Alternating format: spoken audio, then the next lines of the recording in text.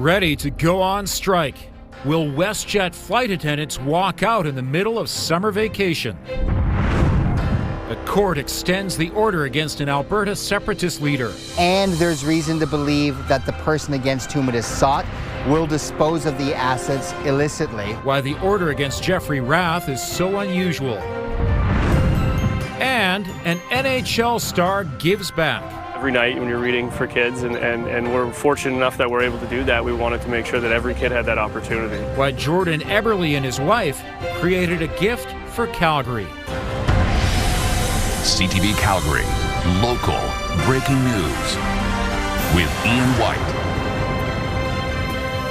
Good afternoon. WestJet flights may be interrupted as early as the August long weekend. Today, the airline's flight attendants voted in favor of striking if a deal can't be reached. Alicia Fielberg joins us from the airport. So, Alicia, no flights are impacted right now.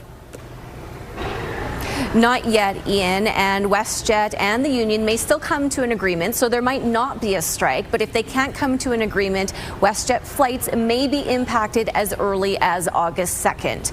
Today, the union representing 4,400 WestJet flight attendants says that its members are more than 99% in favor of strike action.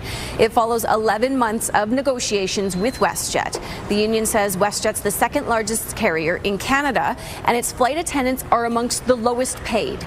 Along with that, flight attendants' wages don't start before the doors of the aircraft close. And the union says they each work up to 35 unpaid hours a month.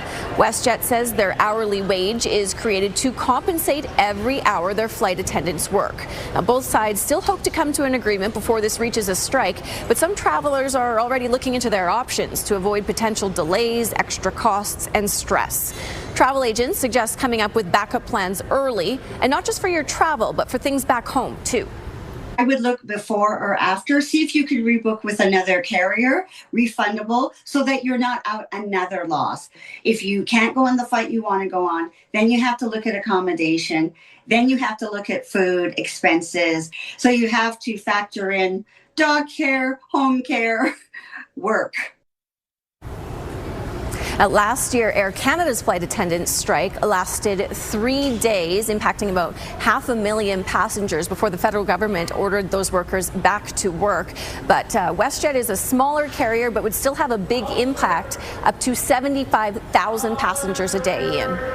Alicia, thanks very much. The province has launched an online forum for Albertans with complaints about bike lanes. In a social media post, Alberta's transportation minister says he wants to hear if bike lanes are creating traffic congestion, hurting businesses, or prolonging emergency response time. The forum does not allow for any feedback from those who support bike lanes. The province says the online responses will inform future policy decisions. New legislation is expected this fall.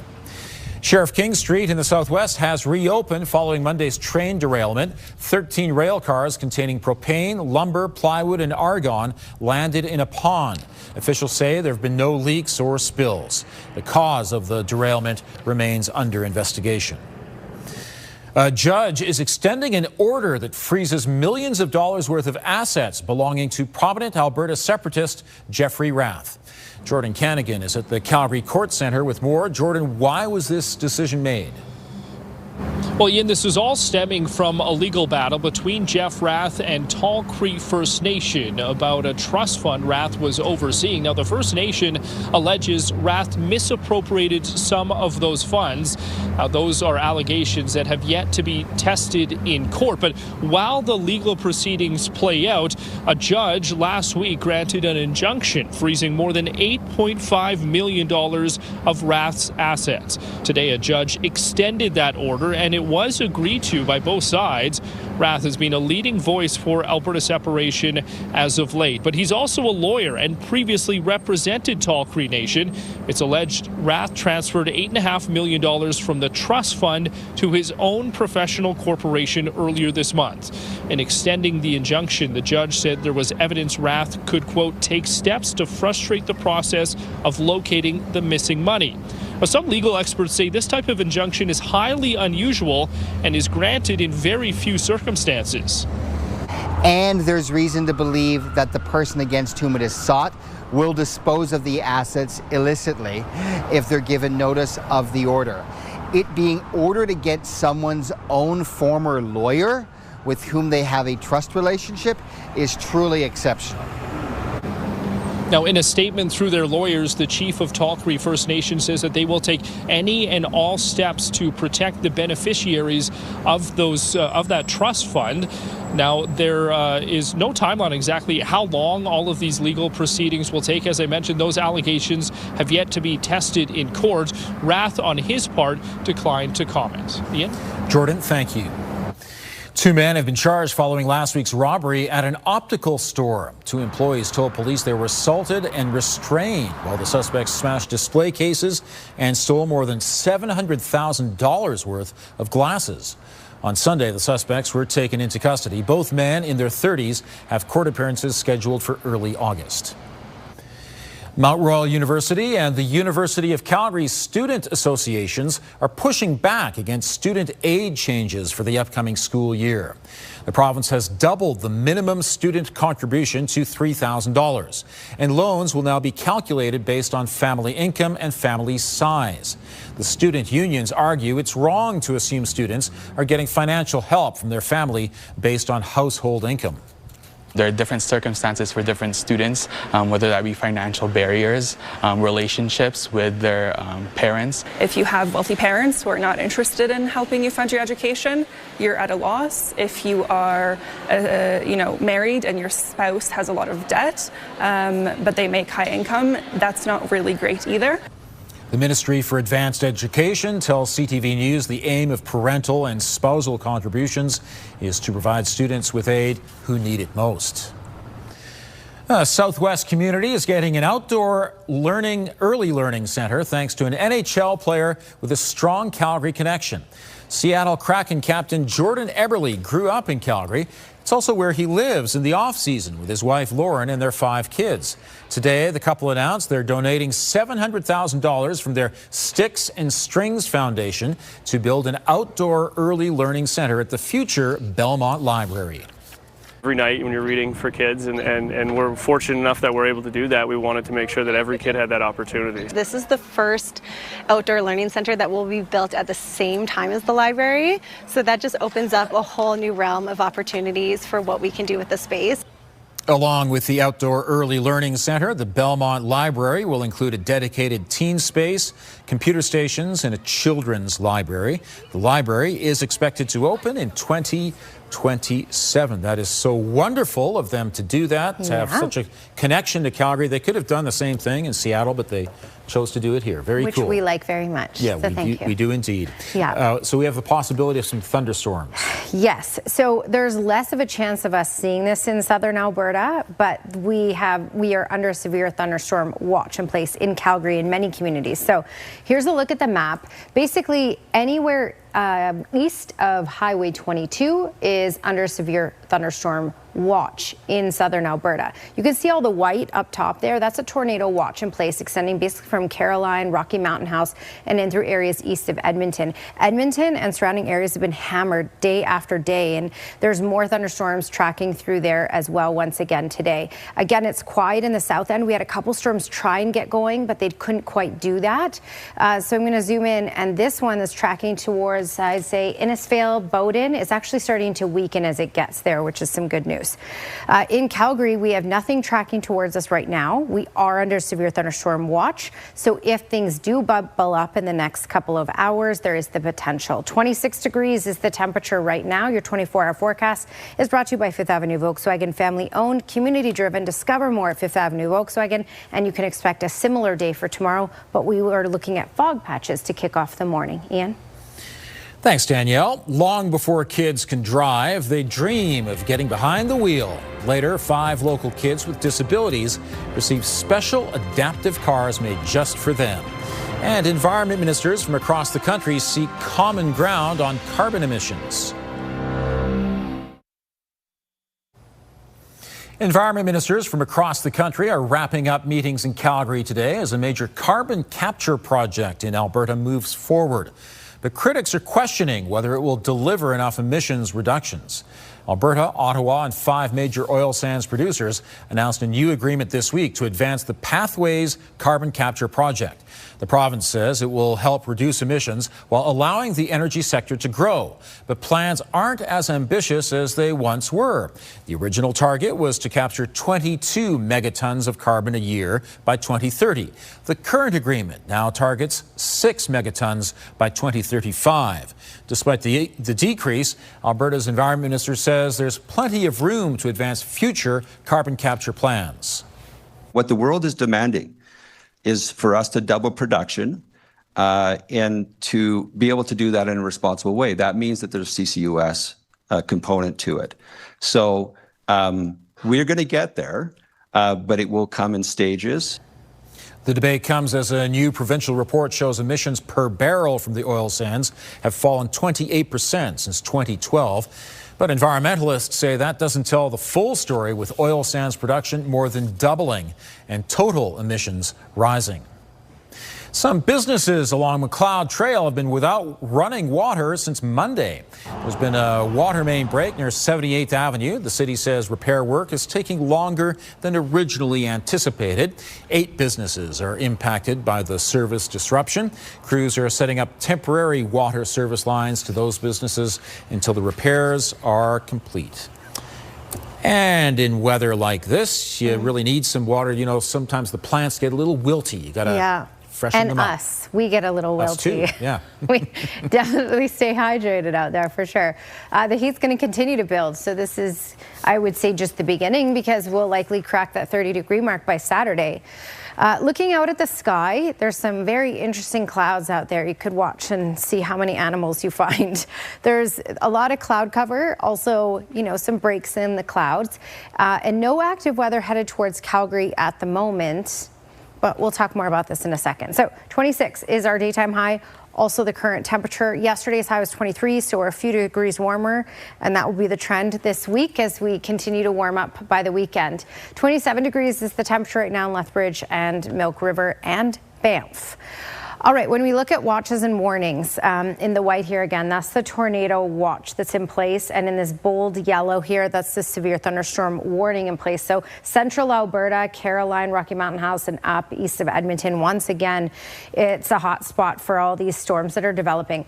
It's really just a nice little blanket severe thunderstorm watch in place for all of southern Alberta, all areas basically east of the Highway 22. And that's because there are enough ingredients in place that if something develops, it could materialize into a more severe storm. This would be very isolated, and it's not likely to happen, especially for most communities in southern Alberta.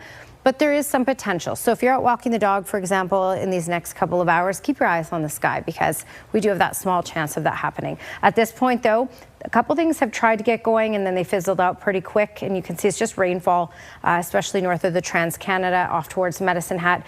And then you can see these storms that have been rolling in, but they're actually dying out before they hit the QE2.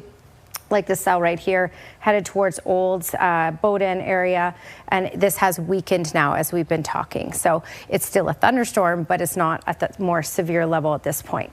As we track through tonight, though, by about 7:30, that's when we get into the risk of a thunderstorm in Calgary. So we have a decent chance of seeing one at that time, and then that cell will track down the Trans-Canada.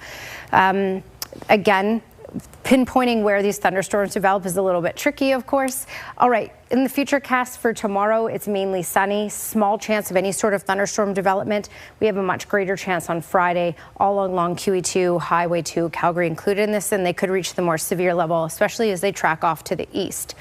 Okay, longer range forecast, 29 degrees is our high for tomorrow. Mainly sunny skies, small risk of any sort of thunderstorm development. A greater risk on Friday, a 60% chance and a high of 28.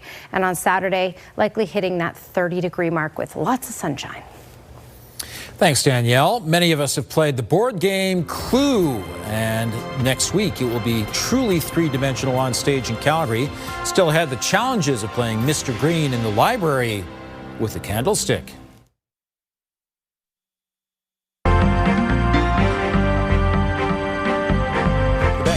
Canada stands pat on interest rates. Joining me is Robert Geary, investment advisor with the Popwich Carmali Advisory Group. So how did the markets react to the central bank's decision today?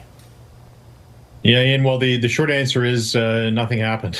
I think that was the expectation, is that the market had very little reaction. I was watching the Canadian dollar and the shorter term, the 2-year treasuries in the Bank of Canada, and not much movement, a little bit lower. And I think that it was the commentary from Tick Macklem moving forward that said, hey, they cut the GDP expectations for growth for the rest of this year, but they raised it for 27 and 28, saying that, hey, we're still seeing headwinds right now, but once we get through this, things could pick back up and we could get back to normalization of inflation too. So I think it was more of a kicking the can of everything will get back to normal close to 2027. And he cited, hey, if we get oil above $80 a barrel again here for extended period of time this year, we could have inflationary pressures. That is the only thing that they'd be looking at any kind of rate change. And Bell, the company that owns CTV, joins the cell phone space race. Yeah, this is, I mean, they're all trying to join the satellite communication to mobility, so to cell phone. And Bell was one of the last to test this. So they're building ground stations, I should say, in Quebec, and this is to facilitate data sovereignty. So if you think about it, these cell phone technologies are getting very close to go from cell phone direct to satellites. But for a lot of countries, including Canada, they say we need those ground stations to control that and own that so that we can disseminate it out. So it is getting a lot of cell service to the north, to rural areas, but for now, it is not direct. This is how they're going to control that data. Rob, thanks very much. Yeah, I appreciate it. Some young Calgary kids with disabilities now have a whole new way of getting around. Today, Variety Alberta donated 5 ride-on adaptive cars to children who need a little extra help to become mobile. Direct Energy and Associated Grocers made the gifts possible. Each of these cars costs $3,000. The cars have been adapted to have push-button technology, enabling the kids to use their hands and not their legs to go somewhere fast. I think it'll help improve her confidence, and she'll just be, we're going to go camping this weekend, and it's at an accessible campground, so she'll be able to just rip around the campground. When they're in a wheelchair, sometimes some kids feel uncomfortable or don't know how to interact. So when they're in something that's super cool and like can go fast, and then they have other kids coming around and like interacting with them. So it's a really good way to get that social interaction. And parents whose kids have mobility limitations can apply for the cars on the Variety Alberta website. Flight attendants at WestJet have voted overwhelmingly to authorize a strike. Here's Tara Nelson with a look ahead to CTV News at 6. Hi, Ian. The earliest a strike could happen is August 2nd. That is right in the middle of many Canadians' summer vacation. Coming up at 6, we'll have reaction from a Calgary family who would be impacted, plus more on your rights as a passenger if there is a strike. Also ahead, Alberta is now basing student aid partially on family income, and that's a change that's getting a lot of pushback. But coming up, why one student does see some merit in those new rules. Ian. Thanks, Tara. A candlestick? What's this for? A wrench. A lead pipe. A dagger. You're probably familiar with the concept. Clue brings the characters and all those items and rooms of the iconic board game to life. It opens in Calgary at the Jubilee Auditorium on Tuesday, July 21st. TJ Lamondo plays Mr. Green in Clue, and he joins us from Edmonton. Great to meet you. Happy to meet you too. Thanks for having me. So remind me, without giving anything away, who is Mr. Green? Well, Mr. Green is a very anxious character. He is a rule follower, and he's easily startled by loud noises. So to put him in the middle of a murder mystery, surrounded by lightning going up and jump scares is a recipe for disaster for Mr. Green, for sure. This show looks like a lot of fun to watch. Is it equally as fun to be an actor in it? It absolutely is. And I feel like I hear actors say that sometimes, and I'm sort of like, all right. But truly, the rehearsal process for this show was maybe the most I've ever laughed before in any sort of rehearsal process. The actors I get to work with are some of the funniest that I've ever had the chance to work with. And yeah, it's been a blast. I truly hope that reads to the audiences who get to see it. Of course, in comedy, timing is so essential. How long did you have to work on things to make that timing absolutely tight? Yeah, I mean, you really have to get it down to like a well-oiled machine, you know, and that's just all part of the rehearsal process and getting to know the other actors. And sort of Casey Hushin, who's the director, amazing director, works with us to try and get down that pace so that it's just like a 90-minute train that never stops, you know. To see my extended interview with TJ Lamondo, visit ctvnewscalgary.ca. We are currently under a severe thunderstorm watch. Danielle is keeping an eye on things. Could be 30 degrees, though, by the weekend. Details coming up.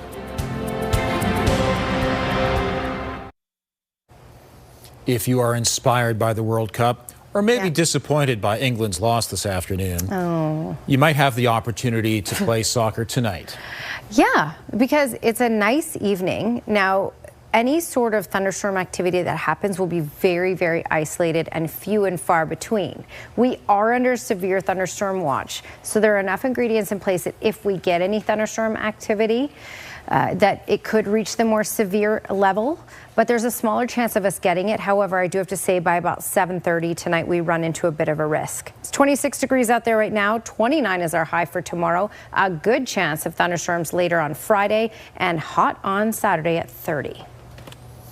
Thanks, Danielle. Football Alberta is helping to break barriers with a new program aimed at getting girls into the sport.